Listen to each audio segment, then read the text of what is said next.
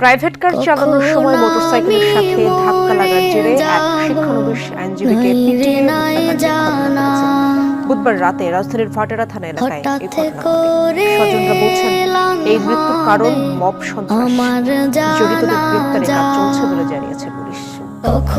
বুধবার রাত 10টার কিছু পরে রাজধানীর ভাটারায় আবাসিক এলাকায় বন্ধুর প্রাইভেট কার চালাচ্ছিলেন শিক্ষানবিশ আইনজীবী নাঈম কিবরিয়া। অভিযোগ উঠেছে, এ সময় একটি মোটরসাইকেলের সঙ্গে তার গাড়ির ধাক্কা লাগে। এতে প্রাইভেট কার চালানোর সময় মোটরসাইকেলের সাথে ধাক্কা লাগার জেরে এক শিক্ষানবিশ আইনজীবীকে পিটিয়ে হত্যাকাণ্ডের ঘটনা ঘটেছে।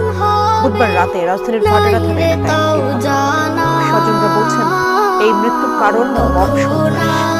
জড়িতদের গ্রেপ্তারে কাজ চলছে বলে জানিয়েছে পুলিশ। বুধবার রাত 10টার কিছু পরে রাজধানীর ভাটারায় আবাসিক এলাকায় বন্ধুর প্রাইভেট কার চালাচ্ছিলেন শিক্ষানবিশ আইনজীবী নাঈম কিবরিয়া। অভিযোগ উঠেছে, এ সময় একটি মোটরসাইকেলের সঙ্গে তার